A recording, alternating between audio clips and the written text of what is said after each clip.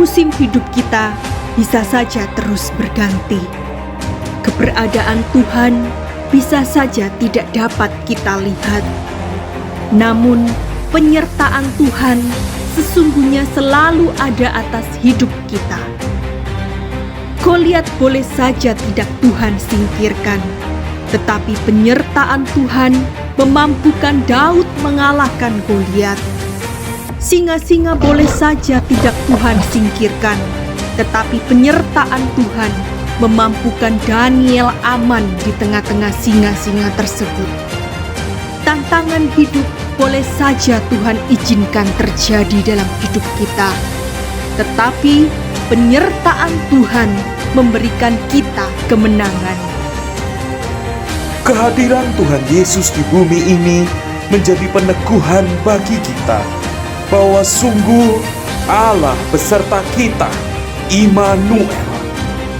Mari beritakan Injil kepada orang-orang di sekitar kita, agar mereka pun dapat menikmati juga indahnya penyertaan Tuhan di dalam Tuhan Yesus.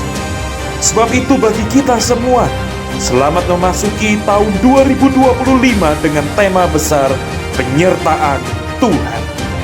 The Lord is with us.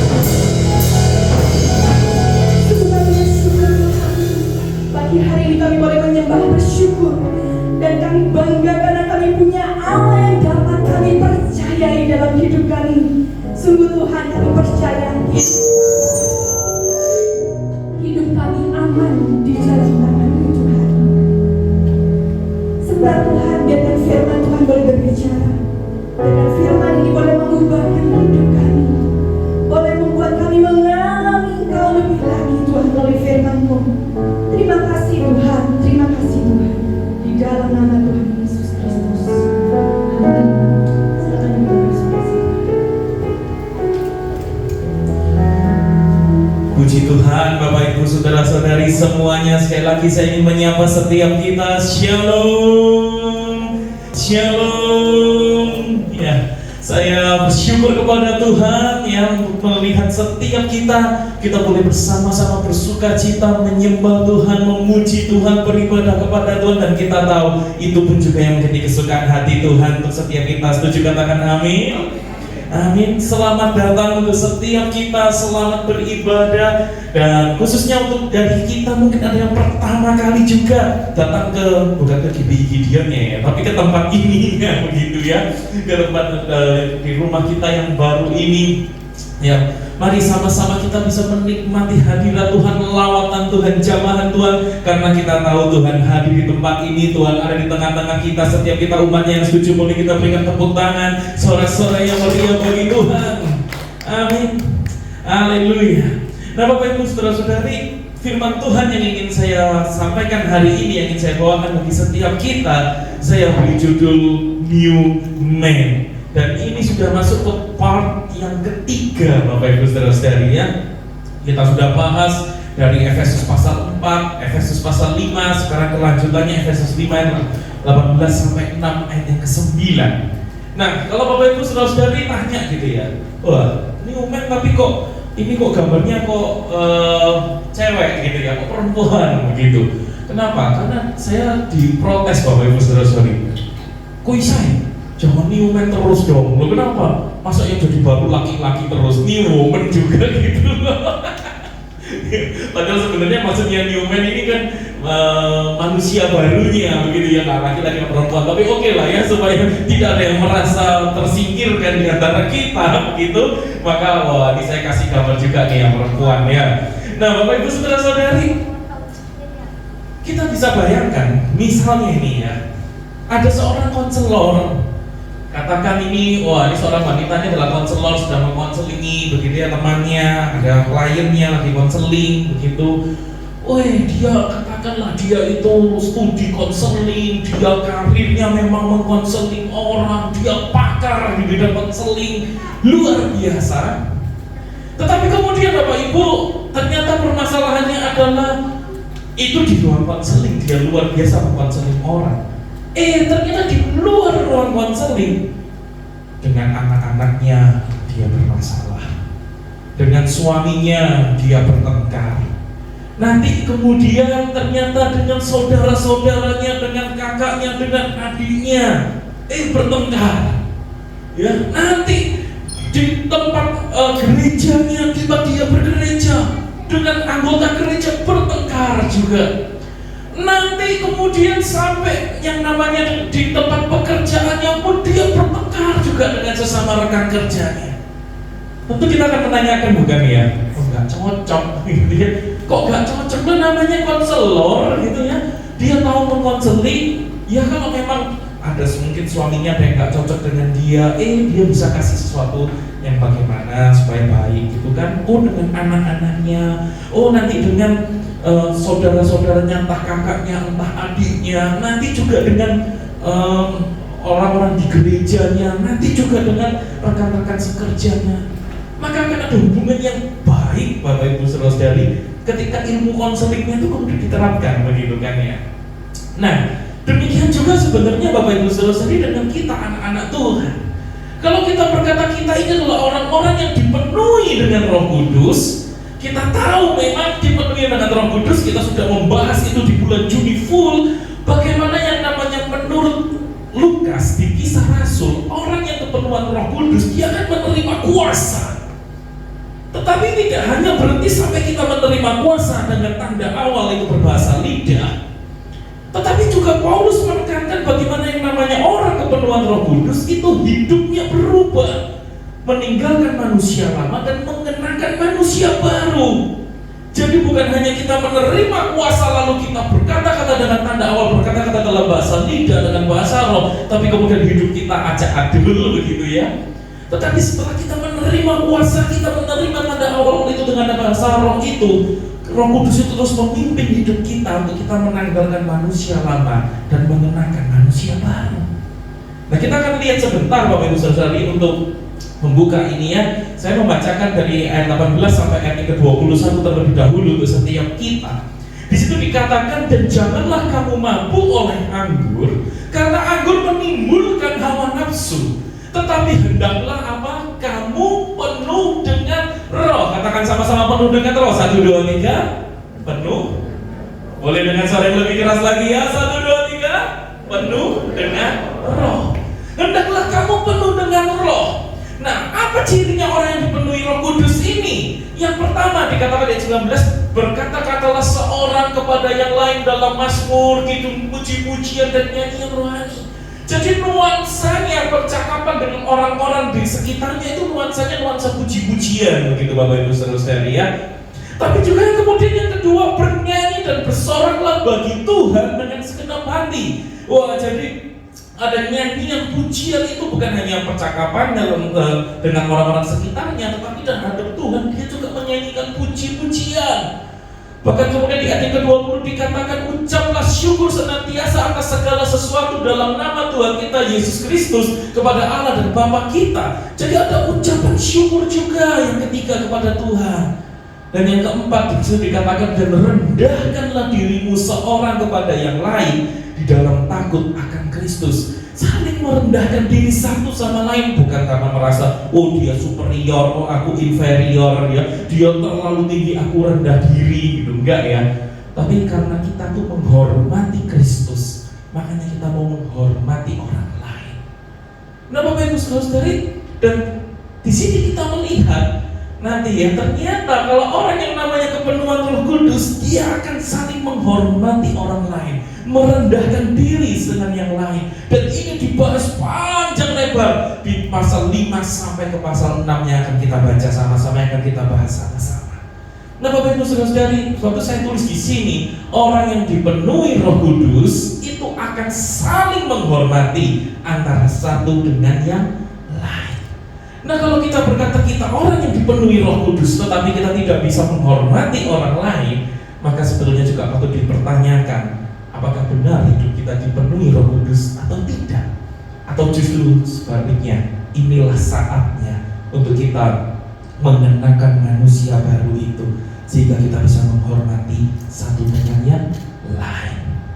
Nah dalam area apa saja yang diberitahukan oleh Paulus ini mengenai menghormati satu dengan yang lain, aplikasinya memang bisa dalam segala bidang dengan siapa saja kita ketemu, tetapi secara spesifik dia memberikan 3 contoh aplikasi. Dalam area-area itulah kita perlu menunjukkan ini loh orang Kristen, begitu ya. Nah, yang dipenuhi Roh Kudus, yang pertama Bapak Ibu Saudara-saudari, yaitu dalam area apa kita perlu saling menghormati, yaitu dalam area pernikahan, yaitu suami dengan istri. Katakan sama-sama pernikahan. 1, 2, 3. Boleh dengan lebih keras lagi ya. 1, 2, 3. Pernikahan ya. Nah Bapak Ibu Saudara-saudari, ini kita akan lihat dari pasal 5 ayat ke-22 sampai dengan 33. Dan ini sangat penting bagi setiap kita yang jomblo gitu ya, yang masih siap ya, belum menikah dan akan masuk ke dalam pernikahan suatu hari begitu ya. Ini bisa dipersiapkan dari sekarang begitu. Dan untuk kita yang sudah menikah atau bahkan kita yang saat ini hidup dalam kondisi tidak ada pasangan pun, ini menjadi pelajaran yang penting untuk nanti entah anak-anak kita, entah cucu kita, atau bahkan dengan generasi di bawah kita, dengan siapa saja kita bertemu, entah dengan teman kita, entah dengan generasi di bawah kita, mereka yang hidup dalam pernikahan, kita bisa saling menuntun mereka satu sama lain untuk saling menghormati hidup dalam kepenuhan Roh Kudus ini. Ya, nah Bapak Ibu Saudara-saudari, dikatakan untuk istri, dikatakan di situ, hai istri, tunduklah kepada suamimu seperti kepada Tuhan.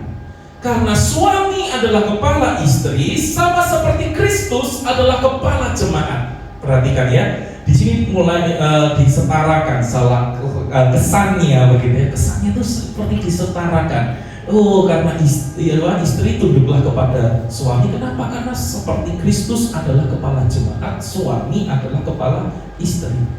Tapi Jangan salah sangka dulu, karena kenapa? Karena yang dimaksudkan Kristus itu seperti apa? Dikatakan Kristus itulah yang menyelamatkan tubuh. Jadi satu sisi istri itu tunduk kepada suami, di satu sisi lain suami juga bukan lalu semena-mena. Yang dia lakukan adalah menyelamatkan tubuh itu. Ya, jadi jelas kalau suami itu tidak sampai melakukan yang seperti itu, bagaimanapun juga istri itu tidak bisa memperlakukan suami itu dianggap setara dengan Kristus, dengan Allah. Wah, ini lo punya kedudukan yang sama, jadi memperlakukan suami seperti Allahnya sendiri. Enggak gitu juga ya, enggak gitu juga. Tapi penghormatan, ketundukan itu diperlukan karena dia apa? Karena dia menghormati Kristus.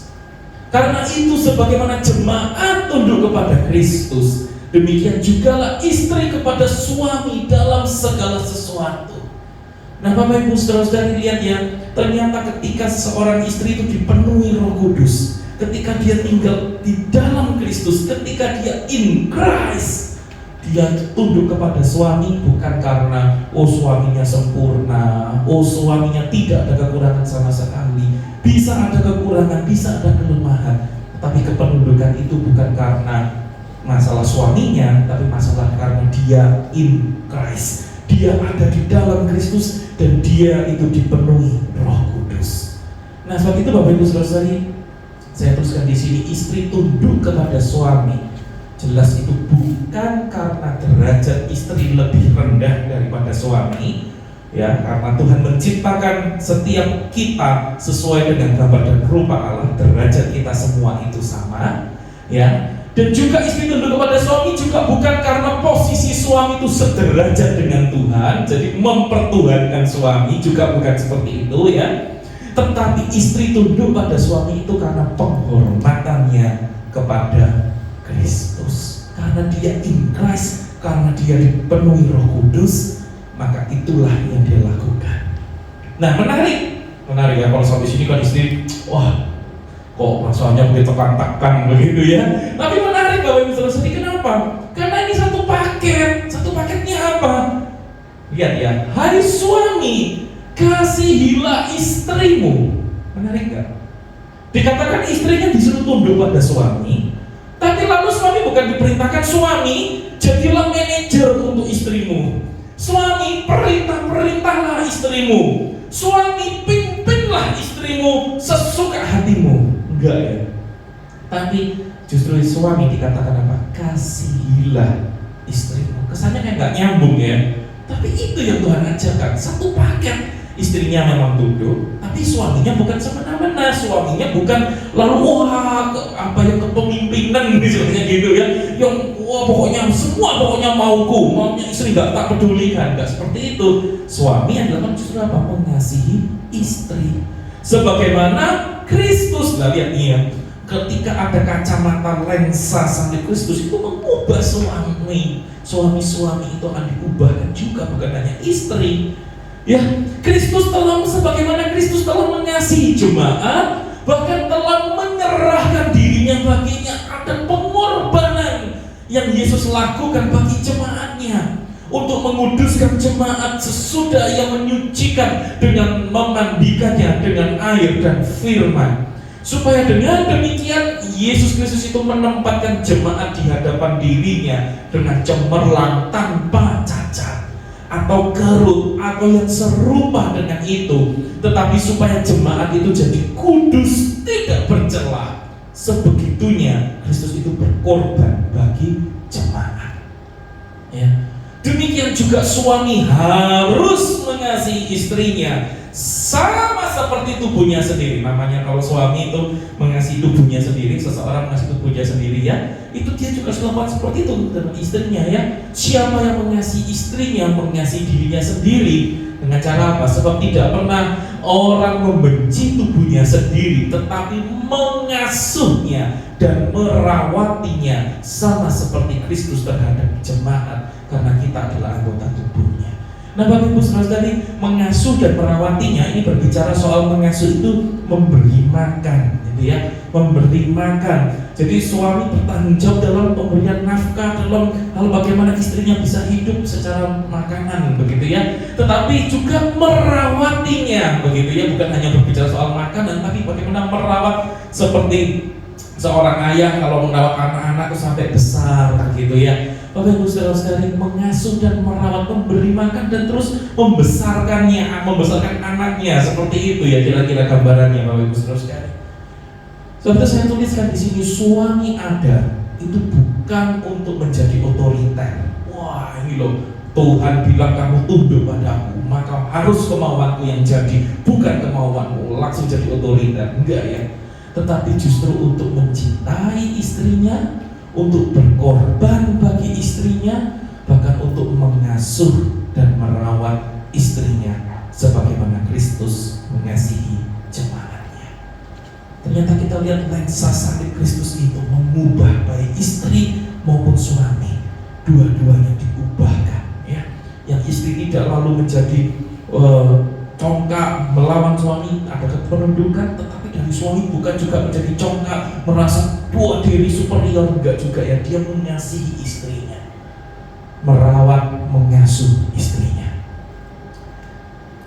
Ayat 31-32 dikatakan, sebab itu laki-laki akan meninggalkan ayahnya dan ibunya dan bersatu dengan istrinya, sehingga keduanya itu menjadi satu daging. Ini menjadi misteri pernikahan ya. Rahasia ini besar gitu. Tetapi yang aku maksudkan ialah apa? Hubungan Kristus dan jemaat. Jadi yang namanya pernikahan tidak ujuk-ujuk tiba-tiba muncul ya. Ini memang benar-benar gambaran antara hubungan relasinya Kristus dengan jemaat. Pernikahan orang Kristen itu menjadi cerminan buat orang-orang di luar sana, bagaimana Kristus mengasihi jemaat, bagaimana jemaat tunduk pada Kristus dan Kristus mengasihi jemaat. Demikianlah itu semua dipancarkan melalui kehidupan pernikahan kekristenan. Bagaimanapun juga bagi kamu masing-masing berlaku, kasihilah istrimu seperti dirimu sendiri. Ya, jadi harus mengasuh, merawat seperti dirinya sendiri, dan istri hendaklah menghormati suaminya. Seperti saya tuliskan di sini, ikatan suami dan istri itu Bapak Ibu saudara-saudari lebih kuat daripada hubungan orang tua dan anak. Kenapa? Karena keagungan misteri ini ditunjukkan dengan keduanya menjadi satu daging. Dan ikatan ini makin agung karena apa? Mencerminkan relasinya Kristus dengan jemaat. Jadi cintanya seorang suami kepada istri, penghormatan istri kepada suami, ini menunjukkan bahwa mereka dalam pernikahan ini adalah pernikahan yang dipenuhi oleh Roh Kudus. Amin. Nah Bapak Ibu saudara-saudari, saya teringat begitu ya ketika menyiapkan ini, ada salah satu kisah seperti itu ya. Seorang istri, ini dari istrinya dulu ya, jengkel sama suaminya gitu ceritanya. Wah, suamiku benar-benar menjengkelkan. Lalu dia pergi ke dukun, dia bilang sama dukun, Pak dukun, gimana caranya pokoknya bisa bunuh suamiku gitu ya. Pokoknya bisa bunuh suamiku. Wah, dukun ini mikir-mikir gitu. Suami dukun ini mikir lagi. Dan gini aja, kamu tak kasih ini saat cairan cukup banyak jumlahnya. Dalam waktu 3 bulan, setiap hari kamu campurkan obat cairan ini ke minumannya suamimu. Ya.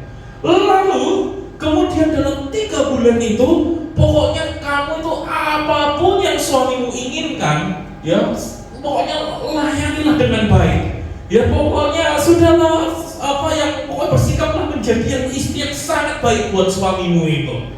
Gitu ya. Oh gitu, siap. Istrinya gitu, lalu pura-pura bawa minuman gitu ya, beli minuman, minumannya dikasih ke suaminya tapi sudah dicampuri obatnya dulu gitu ya. Sambil dia terus jadi istri yang baik gitu kan, karena disuruh kan, ini dalam aksi mau bunuh suaminya karena suaminya menjengkelkan gitu ya. Dia campur itu minuman ke suaminya, pura-pura ini buat kamu, dia minum juga gitu kan, sambil jalan. Tapi kemudian dia makin baik dengan istrinya, makin baik dengan suaminya.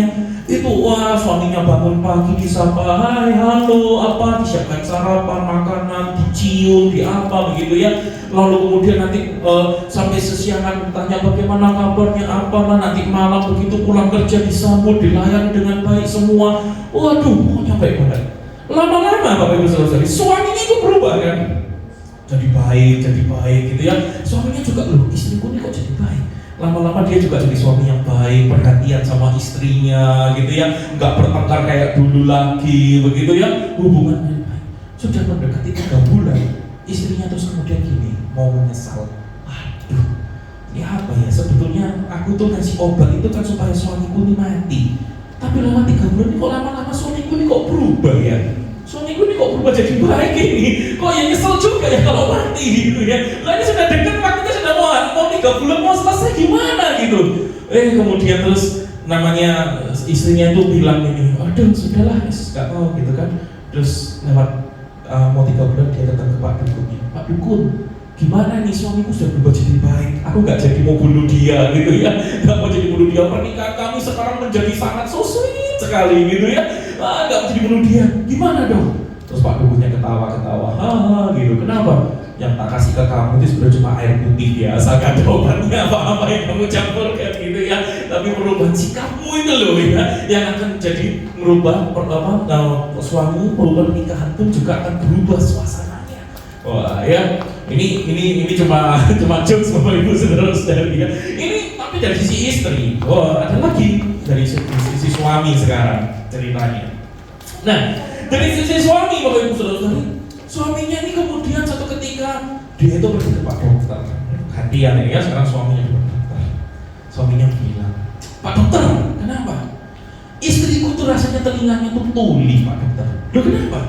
Saya aja ngomong apapun, dia nggak nyaut, nggak mau ngomong, nggak mau jawab.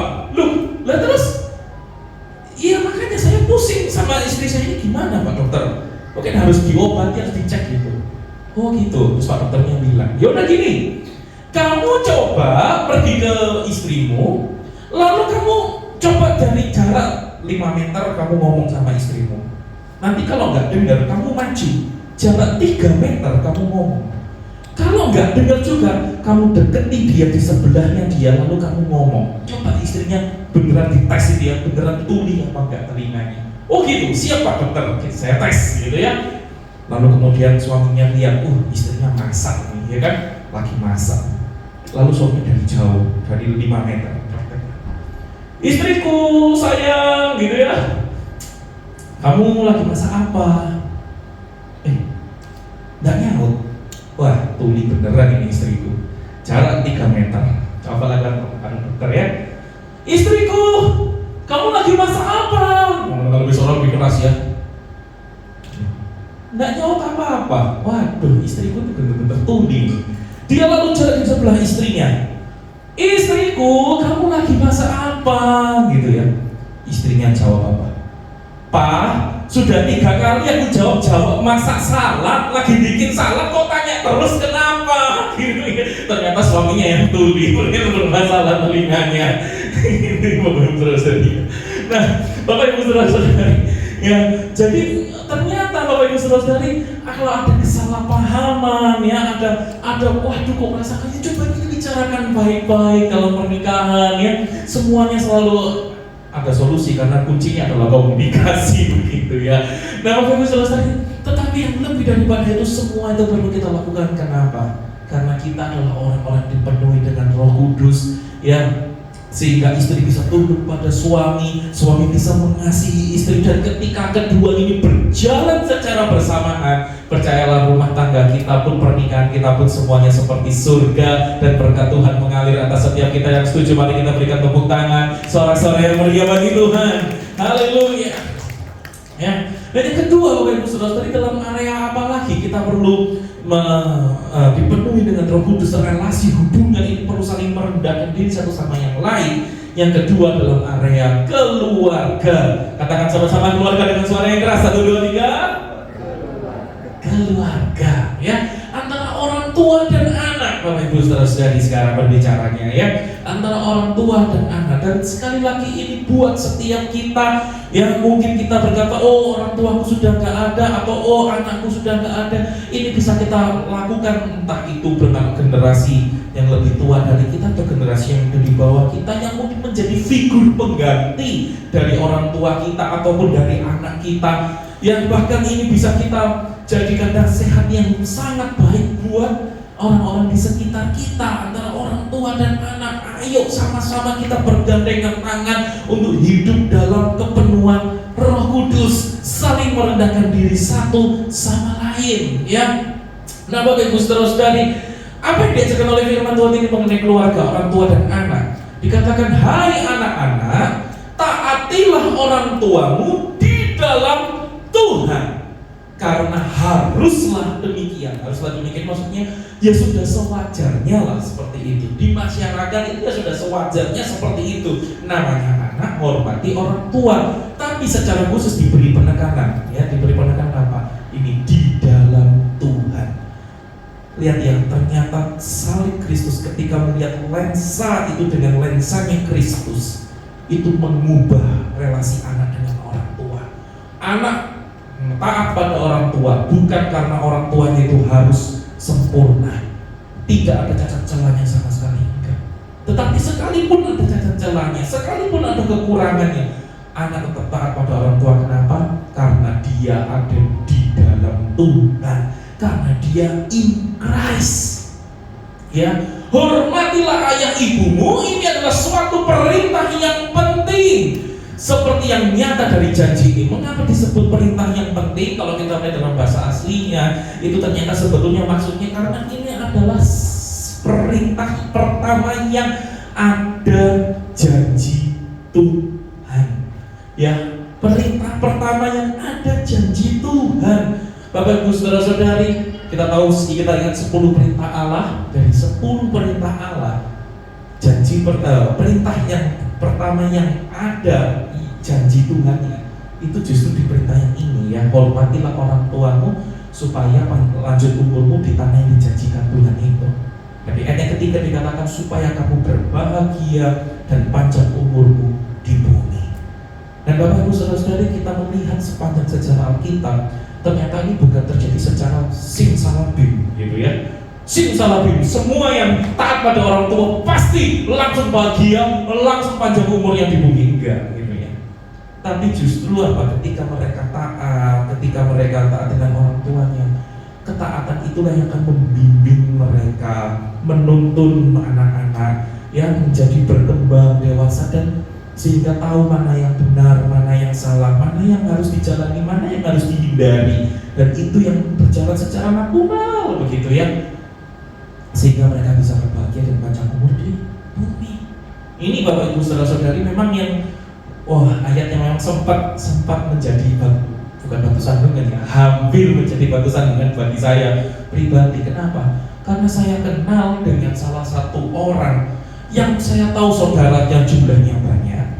Dari semua saudara yang jumlahnya banyak itu hanya dia yang menjadi hamba Tuhan, menjadi pendeta, dan dia yang paling taat sama orang tua, gitu ya, dari semua saudara-saudaranya itu. Tapi siapa sangka, gitu ya, meninggalnya kok cepat, gitu ya. Pada waktu anak-anaknya masih kecil, kok sudah meninggal. Dan saya sempat hampir saya pikir, mana janji Tuhan berbagi dan panjang umur di bumi ini, ya. Lalu kemudian saya sempat akhirnya dikontak sama salah seorang rekan.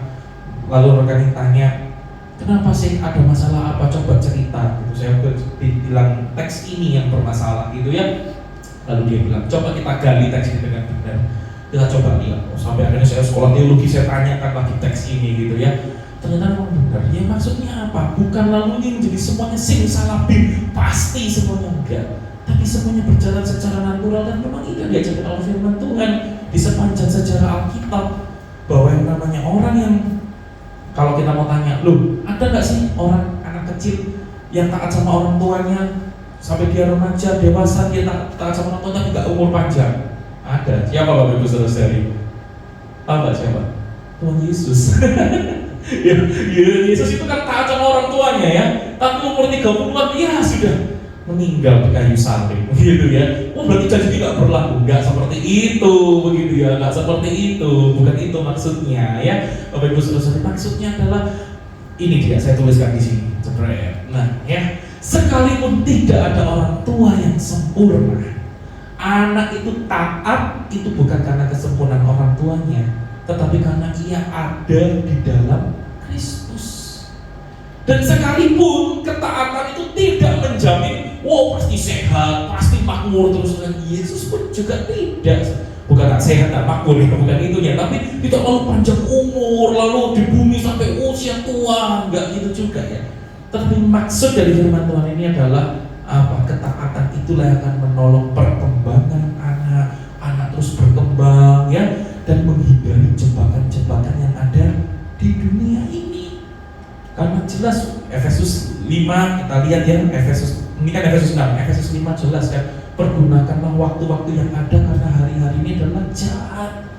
Justru itulah kegunaan orang tua menolong anak untuk mengerti, oh jalan ini loh yang benar, jangan sampai terjebak, jangan sampai jatuh, jalannya dengan hati-hati sehingga bisa menikmati umur yang panjang, bisa menikmati kesejahteraan selama hidup di bumi ini.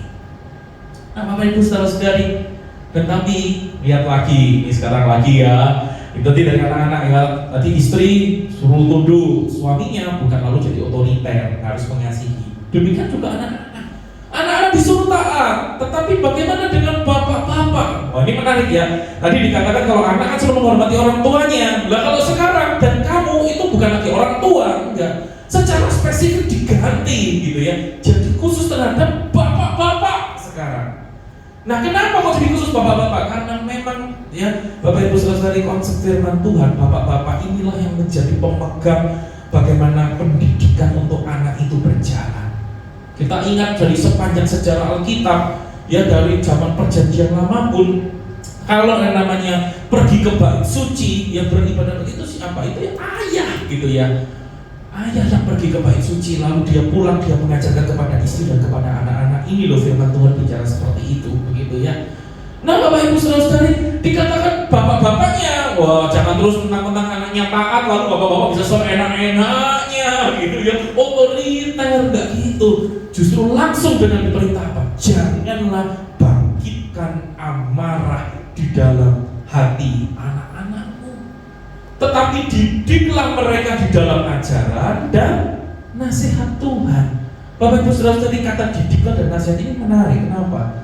Karena kata didiklah itu artinya begini, di dalam ajaran Tuhan itu secara perilakunya diarahkan, secara perilaku diarahkan ya. Tetapi juga dalam nasihat Tuhan itu berbicara soal perkataannya. Jadi baik secara perilaku dan juga secara perkataan itu secara seimbang diajarkan kepada anak-anak. Begini loh ya seharusnya berperilaku sebagai anak Tuhan, dan begini loh firman Tuhan tuh ngajarin kita seperti ini, diucapkannya pun juga termasuk di dalamnya. Ya, sehingga dalam pendidikan ini orang tua sekarang ya, hindari penghinaan ataupun pelecehan yang memprovokasi kemarahan anak, begitu ya. Seolah-olah, wah kamu tuh tahu apa sih? Anak kemarin sore dia belum banyak makan asam garam gitu ya. Ini loh orang tua jadi otoriter, melecehkan anak. Nah, akhirnya memprovokasi kemarahan anak, begitu ya. Gak gitu ya. Tetapi baik secara perilaku didiklah dalam ajaran Kristus, dan secara lisan sampaikanlah firman Kristus, sehingga anak itu justru melihat ini loh di dalam Kristus itu seharusnya seperti itu, gitu ya. Sehingga kepenuhan Roh Kudus, Bapak Ibu saudara-saudari, kita melihat di sini akan membuat orang tua dan anak akan memiliki hubungan yang baik, ya. Amin, amin ya. Bapak Ibu saudara-saudari, ya ini wah foto. Ini akhirnya keluarga saya yang saya tampilkan. Foto yang tadi kan bukan keluarga saya ya. Ini keluarga saya yang saya tampilkan. Ini kenapa ceritanya? Jadi ceritanya gini loh Bapak Ibu saudara-saudari ya. Ya sejujurnya saya sendiri pribadi, saya itu banyak merasa bahwa saya bukan orang tua yang sempurna, mungkin banyak kegagalan ya. Kok melihatnya kayak gitu, kayak setuju banget gitu ya. Kayak setuju banget gitu ya. Wah, kadang apalagi kalau kondisi kecepit, mungkin yang serumah dengan saya itu bisa tahu gitu ya. Oh mungkin kondisi kecepit bisa marah gitu sama anak ya, terus jadi kasih tahu gitu, kok jangan gini, jangan gitu. Kok gak dengerin gitu ya, apalagi kalau anak mulai bertumbuh semakin dewasa itu kan punya pemikirannya sendiri, punya daya negonya sendiri, ya mau menyampaikan aspirasi pemikiran sendiri. Jadi sampai kadang tuh sudahlah, nggak usah berdebat, nggak punya banyak waktu lah untuk berdebat, pokoknya dengarkan dulu lah gitu ya. Padahal dari dianya kan ingin berkembang untuk bisa menyampaikan pendapatnya, bisa bernegosiasi kayak gitu ya. Bapak Ibu saudara-saudari, tetapi di dalam segala kekurangan saya, begini ya, dalam kekurangan saya tuh bersyukur kepada Tuhan. Kenapa? Saya bersyukurnya gini loh. Ternyata waktu kami jalan-jalan ke mall, gitu ya, seperti ini nih malah Clement sama Clarice ya, anak-anak kami itu yang ngomong, "Pak, ayo foto." Loh kenapa? Gitu ya. Iya, supaya foto-fotonya nggak cuma fotonya Clement sama Clarice toh. Lah terus ya ada fotonya papa mama juga gitu ya. Loh lah kenapa gitu ya? Supaya ada kenang-kenangan gitu ya. Supaya ada kenang-kenangan kalau kita semua pernah kesini gitu. Waduh, rasanya tuh nyes gitu hati gitu ya. Oh ya, ternyata seburuk-buruknya ayah anaknya mengasihi ayahnya. Oh gitu ya. Nah, saudara-saudari, lalu kemudian saya masih ingat gitu ya, ketika saya itu harus yang namanya dalam satu problem, dan saya pikir wah, daripada saya marah besar di situ, sudah saya ambil keputusan, oke, saya mau berdiri, saya mau pergi ke satu tempat yang lain, pokoknya saya mau menenangkan diri daripada harus marah besar di situ gitu ya. Pokoknya menenangkan diri, saya pergi ke tempat lain gitu. Waktu saya berdiri, saya pergi, saya kaget, anak saya itu bisa ikut gitu, si Clement itu bisa ikut gitu, ikutin saya jalan jauh gitu, ikutin gitu. Terus kenapa gitu ya? Terus kalau Clement itu yang bilang, oh iya, soalnya Clement tahu perasaannya apa-apa. Waduh gitu ya. Itu kok bisa sampai kayak gitu. Dan terakhir gitu, yang terakhir sampai minggu lalu gitu, itu lucu juga. Tiba-tiba ini gara-gara ya anaknya si Lian ini gel rambut gitu, Clement sempat lihat gitu kan, kepingin ikut digel rambut gitu. Itu yang lalu. Terus beberapa hari kemudian lucunya tuh gitu, minta digel lagi rambutnya. Kenapa minta digel rambutnya gitu kan?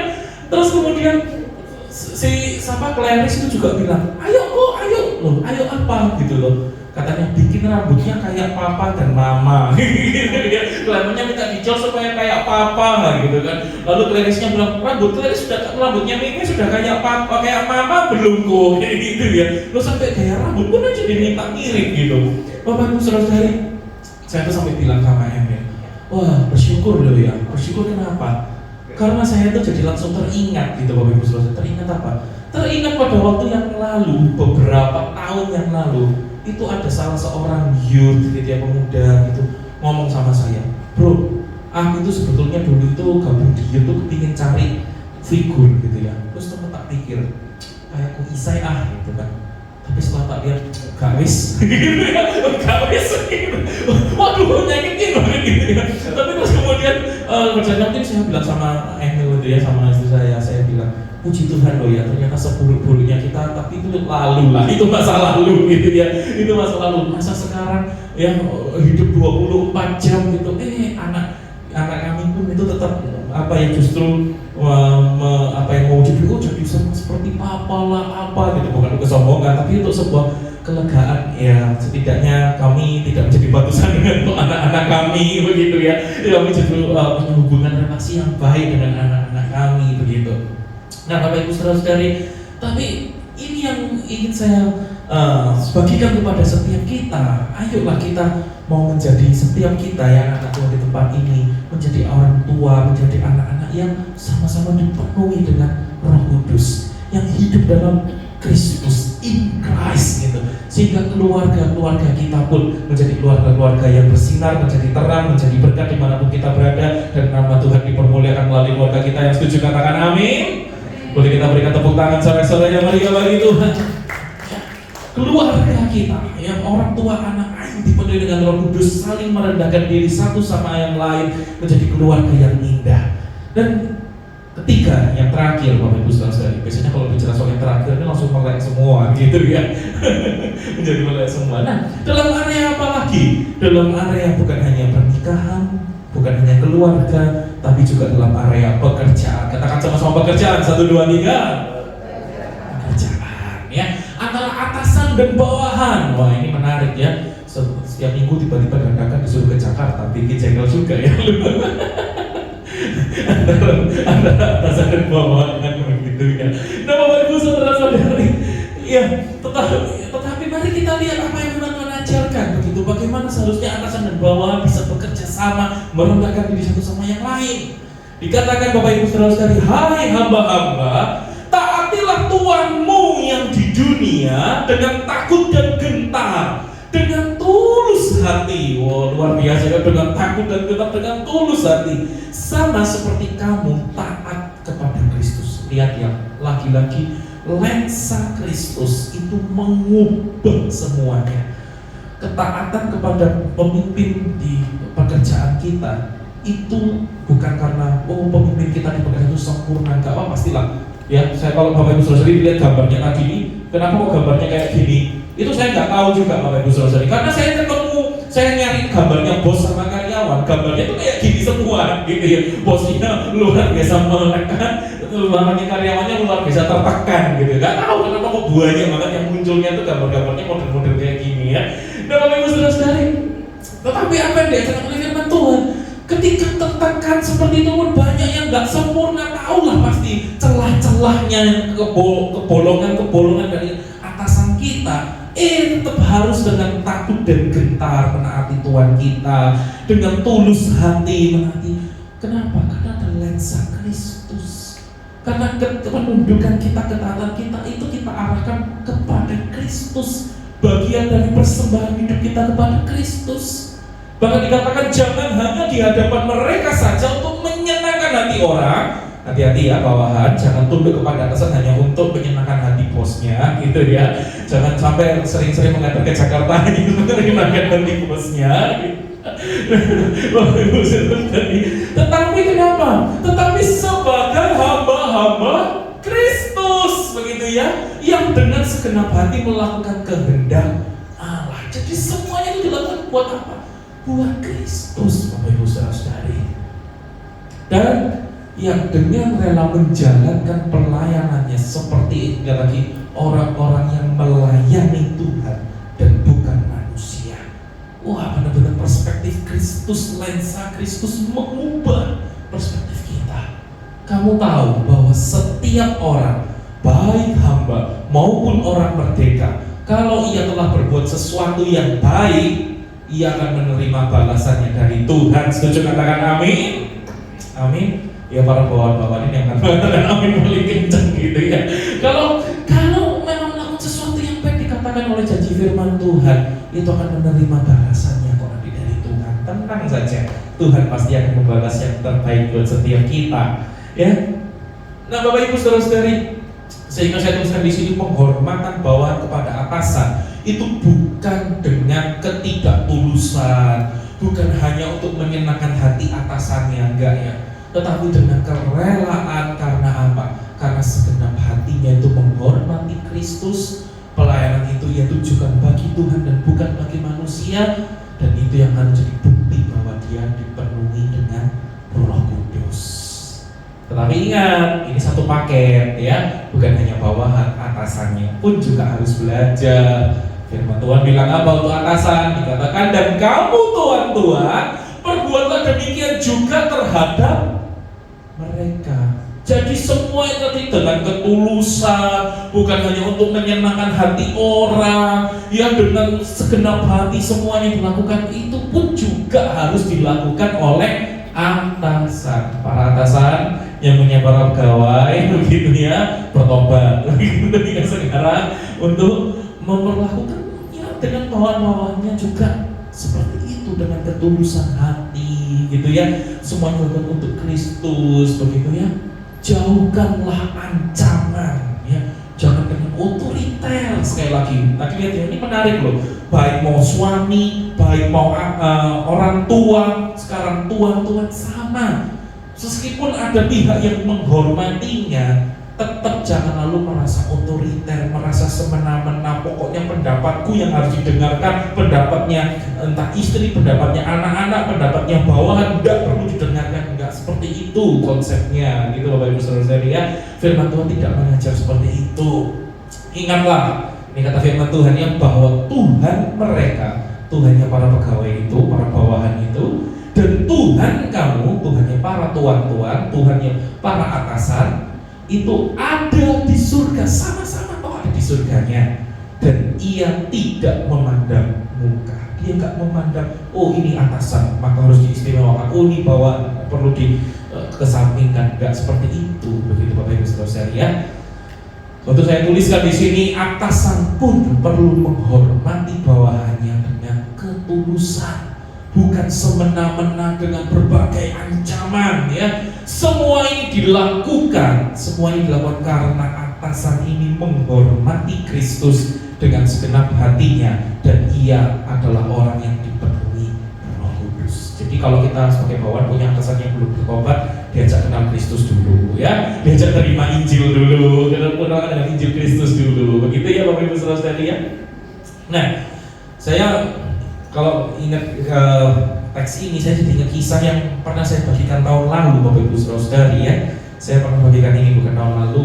Mungkin ada yang lupa, mungkin ada yang belum tahu ya, saya bagikan. Kalau ada yang ingat ya puji Tuhan, terima kasih sudah mengingat kisah ini begitu. Nah Bapak Ibu Saudara, apa ya yang terjadi? Saya ingat begitu pada waktu saya itu di pekerjaan saya, lalu kemudian saya itu sampai bilang gitu ya sama atasan saya, Pak, saya hari Rabu, hari Jumat jam 5 setelah pulang kerja saya permisi mau pulang gitu ya. Kenapa? Karena saya mau ke gereja, mau ibadah gitu ya.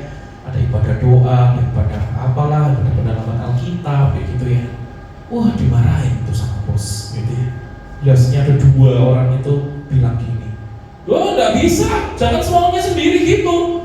Oh, jangan kantor yang nuruti jadwalnya gereja yang harus nuruti jadwalnya kantor. Enak aja." Gitu kan ya. Enak aja. Waduh, gitu kan. Waduh, saya pikir ini kok kayak gini gitu. Jangan kayak gitu kamu ya. Oh, itu saya pikir apa loh, kita yang Kristen gitu ya. Loh itu sejam 5 sudah jam pulang kerja, kok memang kita langsung mau Rabu, mau Jumat, mau ibadah. Loh kok enggak boleh gitu ya. Loh tapi yang agama lain, loh diperbolehkan pada di jam kerja gitu ya. Rasanya tuh kok kayak apa gitu, kayak sudah lah ya. Minggu depannya hari Rabu gitu kan, saya jam 5 sore saya tidak pulang sengaja. Oh saya kerjakan, mau di kantor terus gitu. Lalu bos saya tuh bilang gini, ayo pulang, katanya jam 5 mau terus pulang ke gereja gitu kan. Wah ngapain sekarang di kantor gitu kan. Terus saya tuh mikir, waduh bos ini mau nyindir saya lagi. Saya cuma bilang, enggak lah Pak, sudah lah, di atas langit masih ada langit. Saya bilang gitu, ini makanya saya pilih gambarnya ini ya, gambar langit mengingatkan di atas langit masih ada langit gitu ya. Saya pilih gambar ini ilustrasinya ya Bapak Ibu Saudara. Saya bilang, enggak lah Pak, di atas langit masih ada langit gitu kan. Lalu bos saya bilang gini, sudah pulang, daripada nanti aku kena hukuman, pokoknya kena sial, kena apalah yang nggak enak gitu ya. Pokoknya kena sial, sudah kamu pulang gitu kan, kamu pulang gitu. Saya bilang enggak apa-apa gitu, enggak dengan tulus hati, begitu jangan pulang nanti saya diperkarakan repot gitu kan ya. Ya Bapak Ibu Saudara ya, enggak gitu kan. Lah terus memang pada akhirnya memang beneran gitu ya, setiap kali itu enggak boleh langsung pulang kayak gitu. Terus tiba-tiba ya tiba-tiba dipindahkan kayak gitu ya. Oh Bapak Ibu Saudara, saya tuh sampai bilang gini, ya pokoknya yang saya pegang di atas langit masih ada langit gitu aja lah ya. Nah Bapak Ibu Saudara, satu ketika ya hubungan kami baik-baik saja dan sangat baik begitu. Kenapa? Karena lalu ketika saya mau studi teologi, saya diminta harus full time untuk studi teologi, maka saya resign gitu ya dari tempat pekerjaan saya. Ketika saya mundurkan diri, kami ketemu, saya berpamitan tuh ketemu di kantor lagi. Oh, bosnya sama ya, masih pelukan sama saya gitu, masih pelukan gitu. Oh, gimana saya? Oh, kita memang masih sangat baik sekali gitu ya. Tapi siapa sangka begitu setelah saya keluar, kemudian sudah lewat mungkin setahun 2 tahun setelah itu, saya baru diberi kabar sama teman saya. Loh Isa, kamu tahu kenapa? Bosmu yang itu tuh loh, itu dia sampai sudah keluar dari pekerjaan ini. Loh kenapa? Kamu lihatlah di internet. Loh kenapa? Di penjara orangnya sudah. Hah? Apa kasusnya? Carilah di internet, banyak itu kasusnya. Loh kapan waktunya? Tidak berapa lama kok setelah Isa itu keluar, beberapa bulan lalu kemudian kemudian dia kena kasus, akhirnya harus dipenjara, dia harus keluar gitu. Wah, hati saya sampai deg gitu Bapak Ibu Saudara ya. Saya nggak tahu ini apakah kebetulan, apakah betul dia langit atas langit, masih ada langit gitu ya. Tetapi saya tuh jadi ingat dengan firman Tuhan ini ketika firman saya baca gitu ya. Ingatlah Tuhan gitu ya. Tuhanmu dan Tuhannya para pegawai, para bawahanmu adalah Tuhan yang sama-sama ada di surga. Ya tadi tadi bukannya kita baca ya. Tuhannya mereka dan Tuhannya kamu sama-sama ada di surga dan ia tidak memandang muka. Dan ternyata ya itulah yang terjadi. Nah Bapak Ibu Saudara-saudari, sebab itu saya ingin katakan berbicara mengenai pekerjaan atasan atau bawahan, saya nggak mengatakan bahwa pasti akan terjadi seperti itu, enggak ya. Tetapi percayalah, kalau segala sesuatu itu ada turut campur tangan Tuhan di dunia pekerjaan kita. Amin. Ya, apapun yang terjadi begitu, mau enak mau nggak enak, kita jalani terus bersama dengan Tuhan karena kita percaya ada Tuhan yang selalu melihat hidup kita. Ya, sebab itu Bapak Ibu Saudara-saudari, ini yang telah kita pelajari hari ini ya. Berbicara new man dalam setiap aspek hidup kita, dalam pernikahan kita, dalam keluarga kita, dalam pekerjaan kita. Mari kita mau saling menghormati satu sama lain, merendahkan diri satu sama lain, bukan dengan kekuatan kita, tetapi karena kita adalah orang-orang yang dipenuhi dengan Roh Kudus. Kita adalah orang-orang yang in Christ. Lensa Kristus itu membawa perubahan perspektif kehidupan kita. Saya memuji tim musik boleh maju. Bapak Ibu Saudara-saudari, mari kita terus mau berjalan bersama dengan Tuhan. Ya, karena di dalam setiap musim hidup kita selalu ada Tuhan. Di dalam pernikahan kita, di dalam keluarga kita, di dalam pekerjaan kita, setiap harinya itu ada Tuhan yang turut campur serta dengan kita menuntun langkah-langkah hidup kita. Dan sebab itu mari kita terus hidup di dalam pedoman Roh Kudus. Mari kita tundukkan kepala kita. Mari kita ambil waktu sejenak dengan Tuhan. Kita renungkan apa yang bisa kita bawa pulang melalui firman Tuhan ini. Dan mari sama-sama kita ambil komitmen apa yang mau kita ambil komitmen di hadapan Tuhan.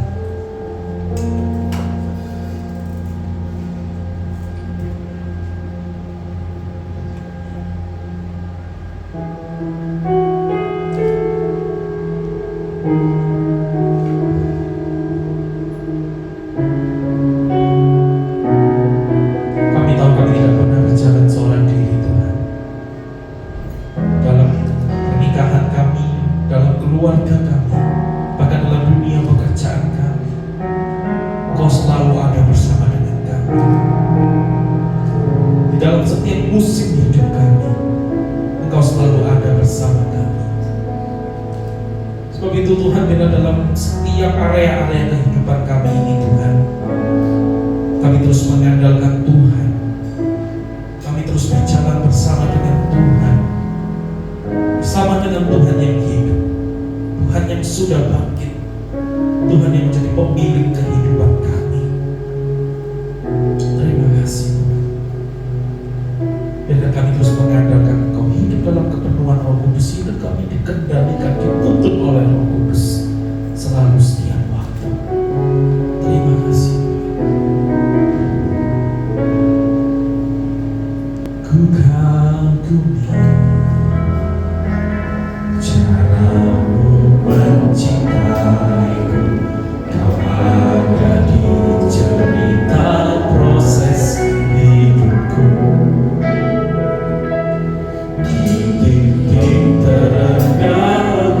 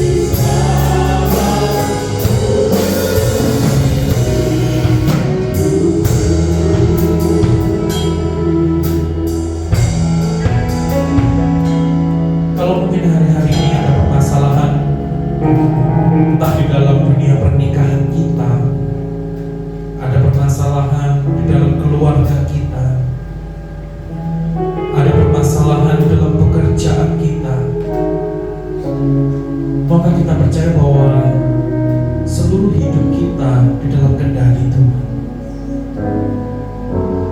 Maka kita membawa semuanya itu saat ini ke dalam tangan Tuhan. Dan moga kita berdoa untuk kita boleh menjadi orang-orang yang dipenuhi oleh Roh Kudus.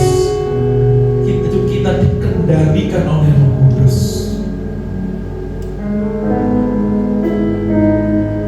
Hidup kita in Christ, di dalam Kristus.